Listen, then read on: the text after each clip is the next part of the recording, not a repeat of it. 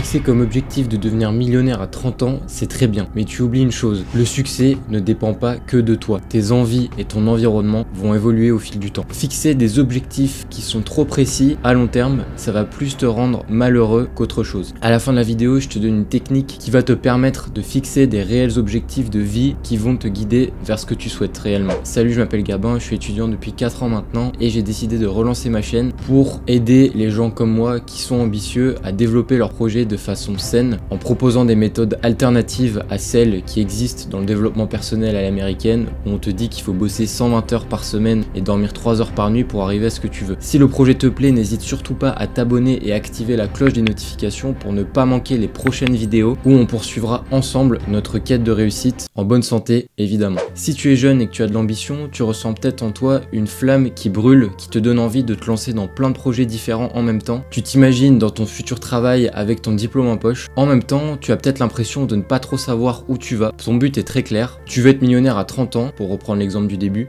mais le chemin semble flou. Par exemple, tu veux être entrepreneur parce que tu as envie d'être indépendant financièrement, tu n'as pas envie d'avoir de contraintes d'horaire, tu as envie de pouvoir travailler et te reposer quand tu veux. Là, tu as une idée de projet et tu te dis, ça y est, c'est ça qu'il faut que je fasse, je vais tout défoncer sur ma route, faut vraiment que je m'investisse là-dedans. Et tu commences à te fixer une liste d'objectifs précis parce que tu as vu sur Instagram et TikTok que la clé de la réussite, c'était se fixer des objectifs et se répéter devant le miroir tous les jours que tu allais devenir millionnaire à 30 ans. Tu vas noter dans ta liste d'objectifs qu'à long terme, tu veux être millionnaire à 30 ans et, je sais pas, avoir 1 million d'abonnés sur YouTube. C'est très bien de vouloir se visualiser, j'ai aucun problème avec ça. Au contraire, ça te met en condition pour tes projets. Le problème, c'est qu'en faisant ça, tu t'es déjà fermé une énorme partie des portes que la vie pouvait t'offrir pour réussir tes projets. Parce que tes objectifs sont beaucoup trop précis par rapport aux aléas de la vie. Dans une vidéo de Mathias que je te recommande, il explique que statistiquement, même en mettant toutes les chances de ton côté, en bossant de façon constante et en faisant preuve de résilience face aux obstacles qui se mettent sur ton chemin, tu as seulement 50% de chances de réussir à concrétiser ce que tu t'étais fixé. Je vais prendre comme exemple un milieu que je connais très bien. Imagine que tu arrives à la fac en première année de droit et que tu t'es fixé pour objectif de devenir avocat au terme de ton cursus. Mais que au fil de ton parcours, tu découvres d'autres domaines qui sont très intéressants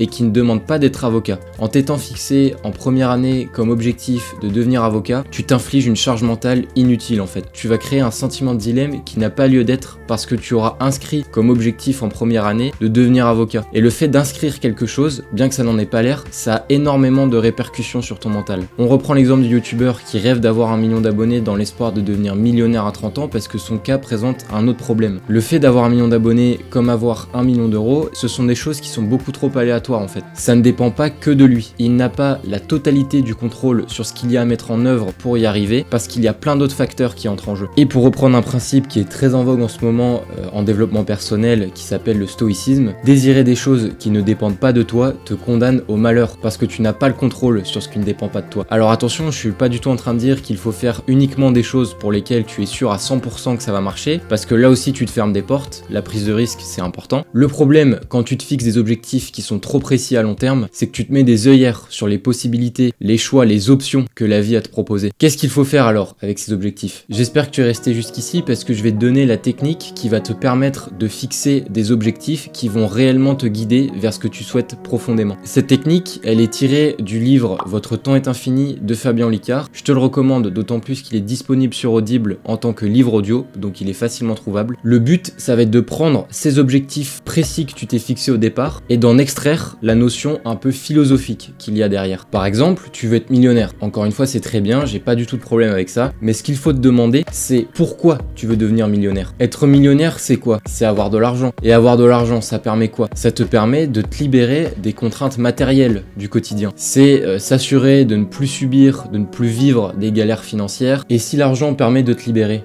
ça renvoie à quoi comme notion plus large? À la liberté, en fait. J'ai fait cet exercice pour moi et ce qui est ressorti, c'était liberté et bonheur. Pour le bonheur, je peux te donner un exemple, ça partait du fait que j'aimais passer du temps avec les gens que j'aime. J'aimais m'entourer de personnes positives. Et vouloir passer du temps avec les gens qu'on aime, c'est être entouré. Et être entouré, je l'ai allié au fait que je voulais aussi être entouré de personnes positives. Et ensuite, j'ai réussi à allier les deux et je me suis rendu compte que la notion qui renvoyait à ces deux choses, c'était le bonheur. Parce que quand je passe du temps entouré avec des personnes positives que j'apprécie, je me sens heureux. Petit bonus, si les nouveaux objectifs que tu établis font plus de 3 mots, c'est que tu peux encore extraire une notion un peu plus large. Ces objectifs, maintenant que tu les as définis, ces mantras, comme les appelle Fabien Olicard, ils vont te permettre de te poser les bonnes questions sur ce que tu souhaites faire de ta journée, de ton mois, de ton année. Et ces objectifs, ils sont adaptables face aux aléas de la vie, sur lesquels tu n'as pas le contrôle. Dans mon cas, j'aime YouTube. Et quand je me réveille le matin et que je me pose la question « Qu'est-ce que je vais faire aujourd'hui qui va contribuer à mon bonheur et à ma liberté ?» qui sont mes mantras donc, c'est YouTube ma réponse. Mais peut-être que dans un an, ce sera une autre activité. Un jour, je vous parlerai de mon expérience dans le monde de la musique où je m'étais fixé comme objectif de devenir beatmaker. Maintenant que tu sais comment faire, n'hésite pas à mettre en place cette technique et à me partager tes propres objectifs que tu t'es trouvés en commentaire ou sur les réseaux sociaux. Ce qui compte, c'est que tu aies le sentiment d'avancer vers ces aspirations quand tu fais quelque chose. Des aspirations qui sont tellement fortes, tellement passionnantes, qu'elles ne te donnent pas le sentiment de faire des sacrifices pour les atteindre. J'ai d'ailleurs fait une vidéo au sujet des sacrifices et pourquoi il faut arrêter avec cette notion. Je t'invite à la retrouver sur ma chaîne. Voilà pour ce que j'avais à dire sur les objectifs. Merci d'avoir suivi cette vidéo, j'espère que ça vous a plu. Comme je l'ai dit, n'hésitez pas à liker cette vidéo et à vous abonner à la chaîne, c'est très important pour moi, ça me soutient. On se retrouve très vite dans des shorts ou pour une prochaine vidéo. À bientôt.